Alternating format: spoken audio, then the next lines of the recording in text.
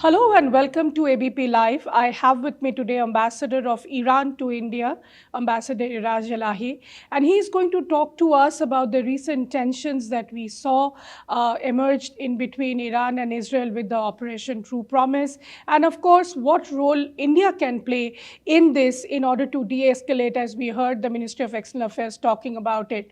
Welcome to ABP Live, Ambassador, and thank you for talking to us. Thank you for having me. Thank you. So, my first question to you would be that why do you think Iran had to start this Operation True Promise? What really provoked Iran? Yes, we are in all this past, so many days that it has happened now almost a week, that it was because Israel attacked your diplomatic mission in Damascus. But is that the only reason why this operation started? You know, Iranian consulate in Syria has diplomatic immunity, and no one can strike or target it. Before that, Iranian military forces were in Syria at the request of the government of Syria to resist against the terrorist groups in Syria. In the recent years, Israeli forces has targeted Iranian forces too many times, but we ignored them and we did not to escalate the situation. But this time, Israeli fighters has targeted Iranian diplomatic building, and which led to martyrdom of 7 Iranian military forces. So we were obliged to give a response to this, to correct their miscalculation. We thought that there is a miscalculation in Israeli decision makers, that they can do whatever they want. They had done whatever they want in Lebanon, in Syria, in Gaza, in West Bank, and without any punishment. We reached to this conclusion that we need some deterrence. Otherwise, the aggression of Israel will continue. So we had to do something to deter Israel from repeating this wrong manner. So this was the first sort of direct military attack that Iran did on Israel.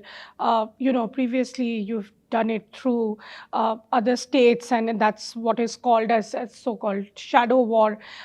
So what does it mean that going forward in the future, if similar incidents happen, such kind of direct attacks will take place from Iran's side and there'll be no more shadow war?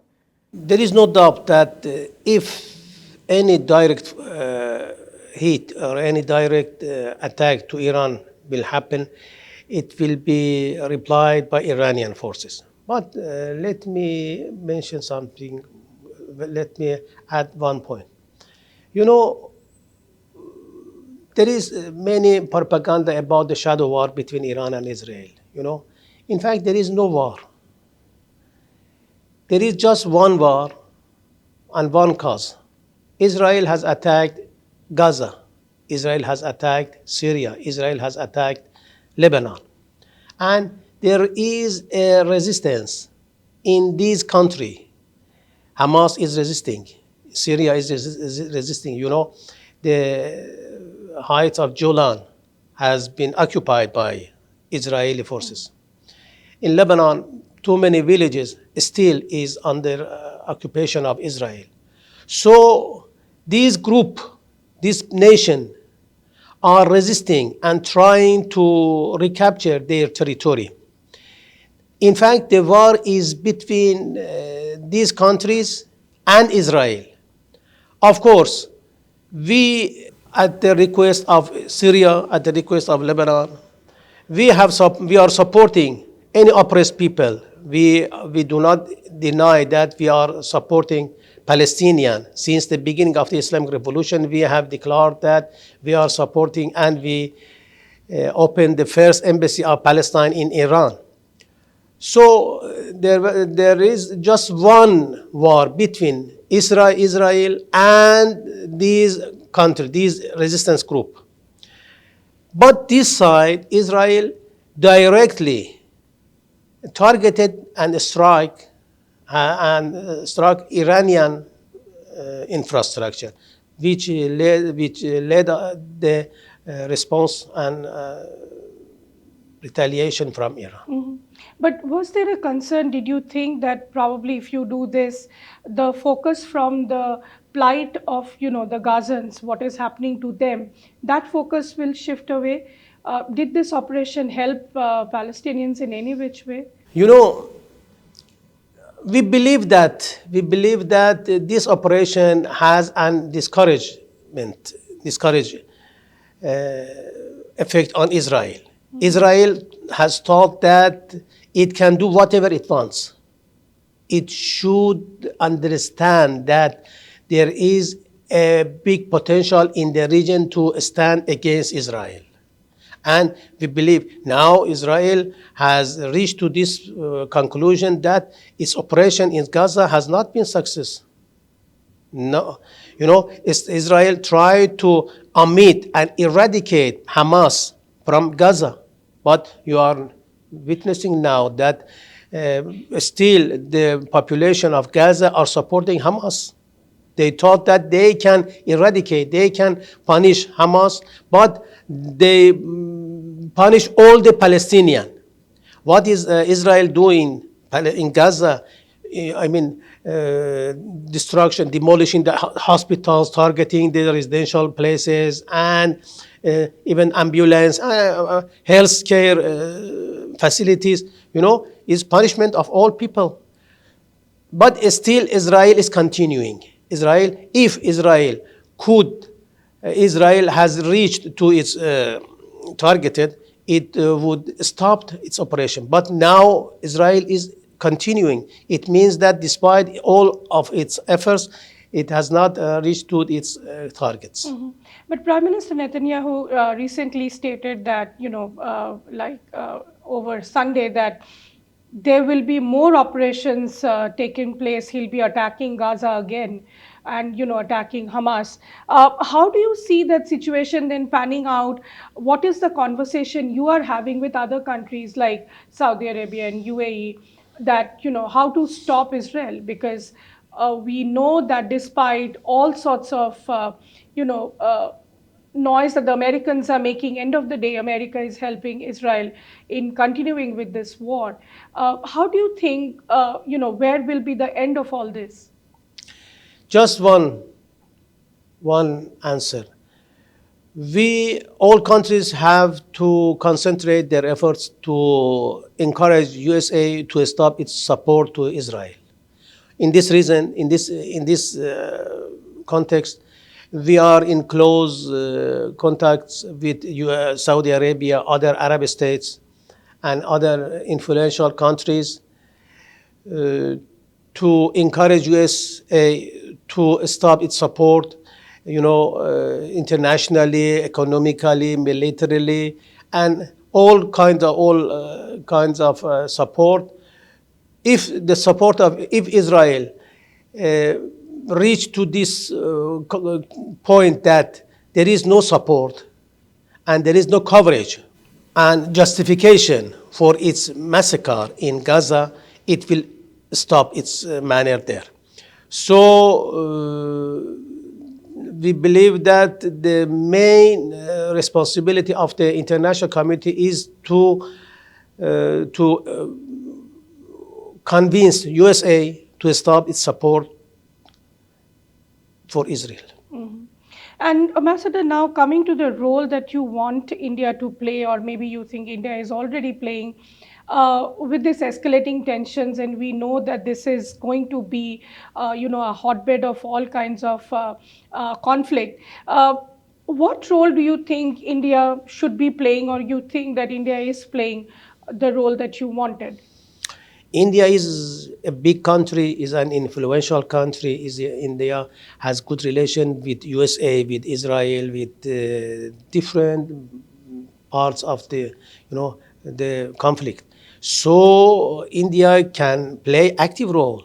We believe that India can use its strategic relation with USA to encourage this country to put pressure on Israel to stop its in this conflict and this tension and this massacre in Gaza.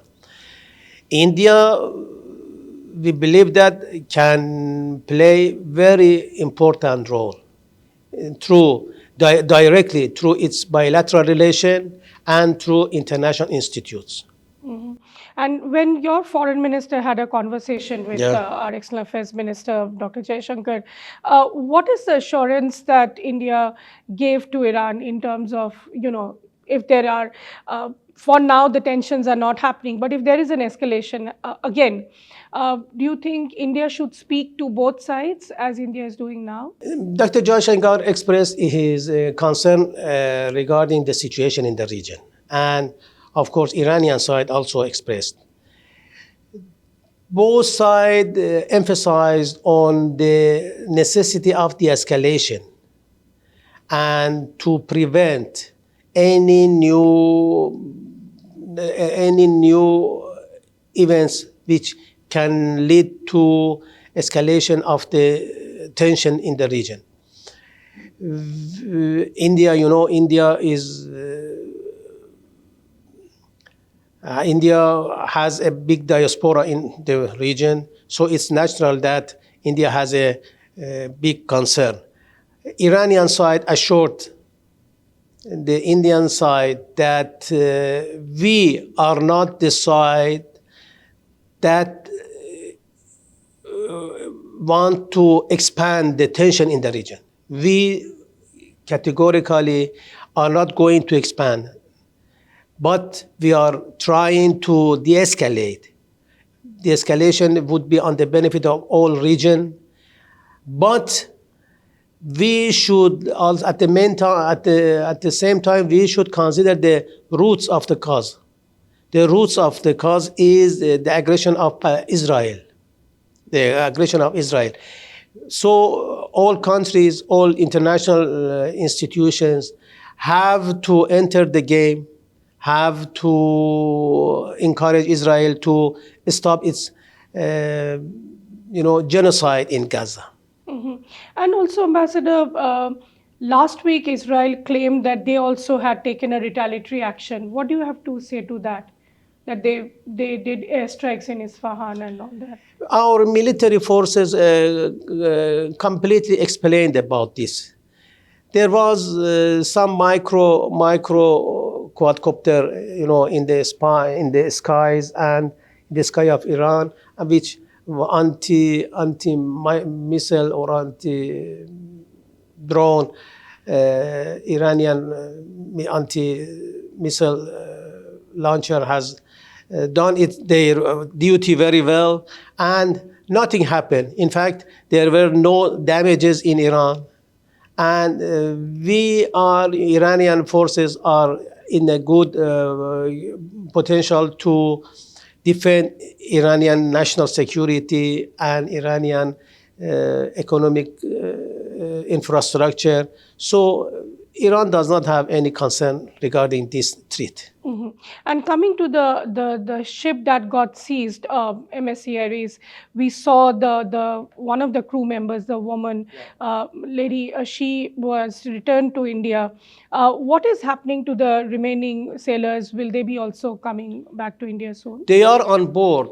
We, since the beginning of this issue, we declared that they are not detained. Mhm. They are crew and seamen of the vessel. They are not detained. They are on the board, but they are under the command of captain. At the beginning, when at the request of India, we tried to transfer that Indian lady. There was some difficulty to convince the captain to allow her to leave the vessel. after big negotiation, we could reach to this lady and transfer her to the coast and Over to Indian authorities. hand her to India. So they are not detained. The issue is with the ship, not with the Siemens. So the remaining 16 will also Yeah. be. There are not Indian. There are Pakistani. There are Russian. There are other nationalities. Estonian. Yeah. So we are in close contacts with the concerning countries. But why was the ship detained? I mean, I understand there were some questions asked by the Iranian guards that the ship did not answer. But Yeah. then there are reports that the ship was detained because the consignment belonged to an Israeli businessman, a billionaire. The main and only reason was, as you mentioned, was that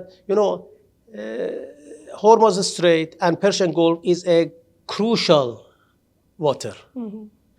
It daily the huge amount of energy is passing through this channel. This Yes, channel. it's a very important. So sea it lane. is the safety of this channel and safety of all vessels there is important.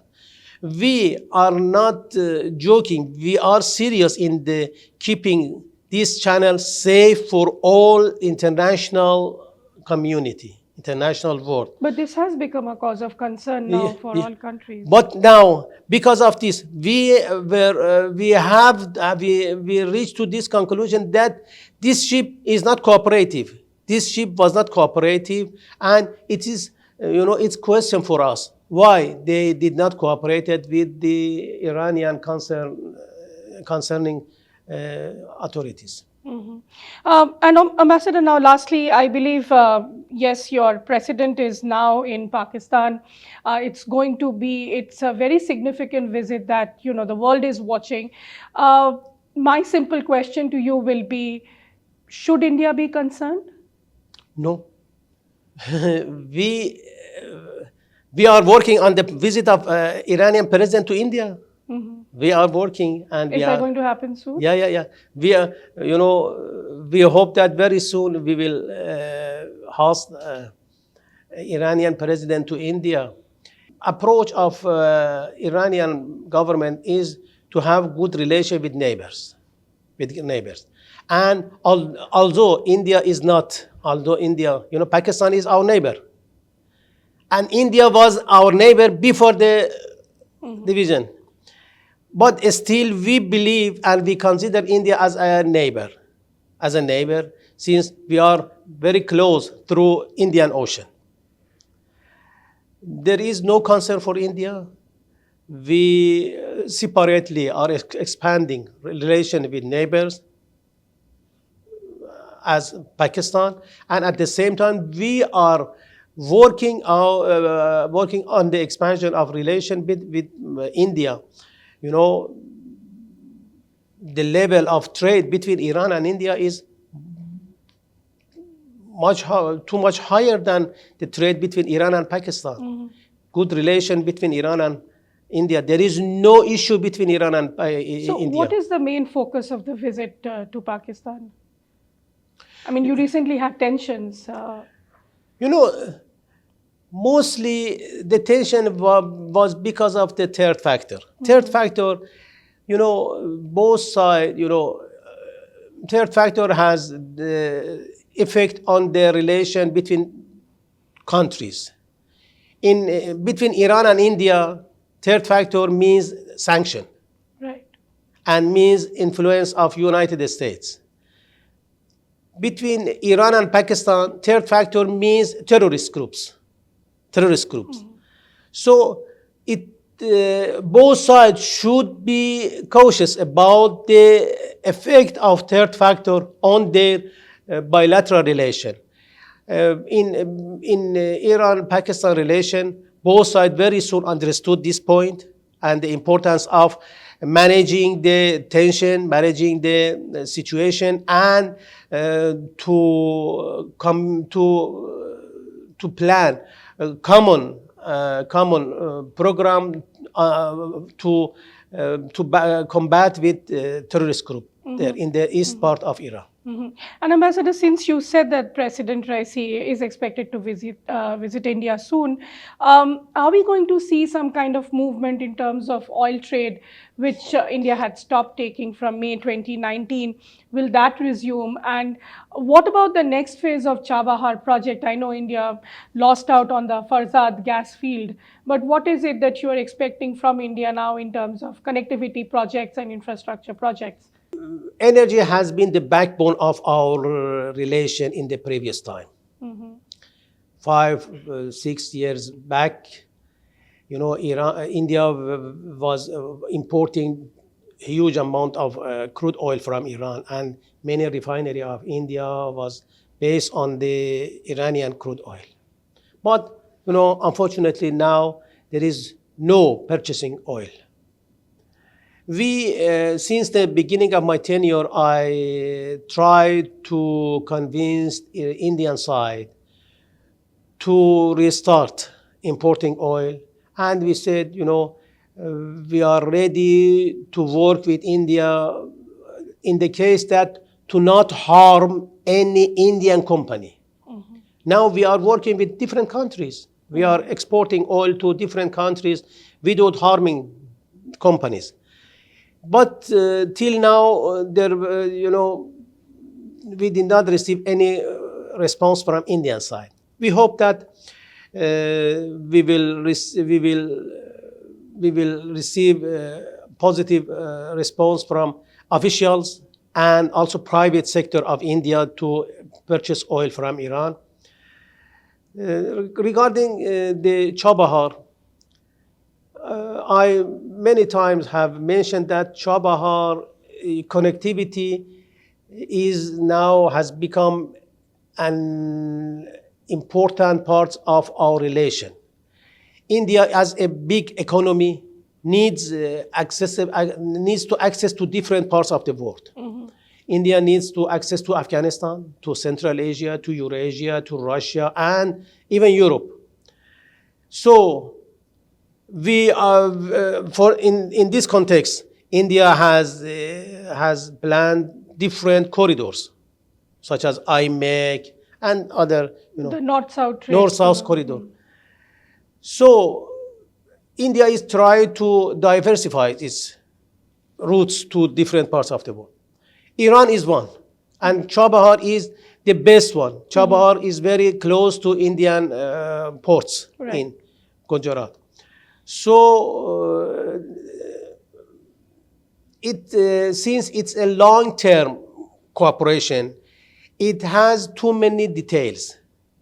Strategically, both leaders, PM Modi and President Raisi, have agreed, and they are emphasizing on the acceleration of the implementation of this project. Legally, there are some issues which have been resolved. Technically, there are some issues, but which through close and intensified negotiation also have been resolved, and we hope that very soon the main contract of Chabahar will be signed. There is another point that in Iran we have included Chabahar in the North-South International Corridor. It means that in the past there were just Bandar Abbas port in the International North-South Corridor, but now Chabahar is. Now Indian cargo can enter Chabahar and pass to enter the North-South Corridor and reach to this destination. Beside this Bandar Abbas, we also try to complete the infrastructure of Chabahar. Beside the equipments which is supposed to be delivered by Indian side, we are building internal railway, in completing network and connecting Chabahar to Iranian railway network, which will pave the way to accelerate the speed of and flow of cargo in the North-South corridor. Well, thank you so much, Ambassador. That Thank has you. been Thank very you for helpful. having me. That was Ambassador of Iran to India, Ambassador Iraj Elahi, telling us and talking to us and describing the tensions that escalated between Iran and Israel, what the world would do, how the world is responding, and of course, India's role in the dynamics that are being played out in West Asia. Thank you for watching this interaction for ABP Live. This is Nayanima Basu, on camera Ayan Hussain.